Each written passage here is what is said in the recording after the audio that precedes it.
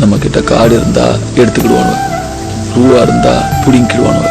ஆனா படிப்பை மட்டும் நம்ம கிட்ட இருந்து எடுத்துக்கிடவே முடியாது சிதம்பரம். நீ அவனோட எதிர்த்து ஜெயிக்கணும்னு நினைச்சீன்னா படி, நல்லா படிச்சு ஒரு அதிகாரத்துல போய் உக்கார். ஆனா அதிகாரத்துக்கு வந்த அப்புறம் அவனுங்க நமக்கு பண்றத நீ எவனுக்கும் பண்ணாம. பகையை வளர்க்கறத விட அதை கடக்கிறது தான் முக்கியம். ஒரே மண்ணில் பிறக்கிறோம், ஒரே மொழி பேசுதோம். இது ஒண்ணு போதா எல்லாரும் சேர்றதுக்கு.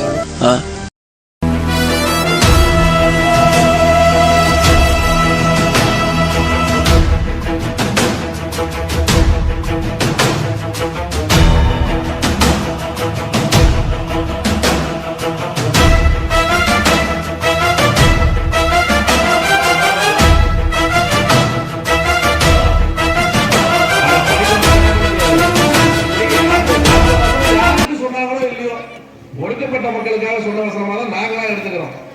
அந்த வசனத்தை பற்றி நீங்க தயவு செய்து படிப்புங்கிற ஒரு ஆயுதத்தை குடிச்சு கண்டிப்பா நீங்களா அட்லீஸ்ட் துவக்க விழாவா இருந்தா கூட, இதுதான் ஆரம்ப ஸ்டேஜ் இருந்தா கூட, இந்த ஆரம்ப ஸ்டேஜை வச்சு ஒரு 10 பேராவது ஊர்ல பெரிய ஆகி நாளைக்கு பார்க்கும்போது அங்க நர்ஸா இருக்கேன், அங்க டீச்சரா இருக்கேன், அங்க போலீஸா இருக்கேன், அங்க அன்னைக்கு ஒரு போலீஸ்காரங்க வாத்தியார் இதெல்லாம் வந்து பேசுறாங்க, குரூப் பசங்க ஏற்பாடு பண்ணி செஞ்சாங்கடா, அதான் கேட்டேன் அப்படின்னு ஒரு வார்த்தை என்னைக்காவது சொல்ற நாள் வரும். அந்த மாதிரி நாள் வாரத்துக்கு ஏற்பாடு பண்ண அந்த ஊர் மக்களுக்கும் இந்த இளைஞர்களுக்கும் என் நெஞ்சார்ந்த நன்றியை தெரிவித்துக் கொண்டு, கால சூழ்நிலை கருதும் வேலை நிலையை கருதும் இத்தோடு உரையை நிறைவேற்றுகிறேன். நன்றி, வணக்கம்.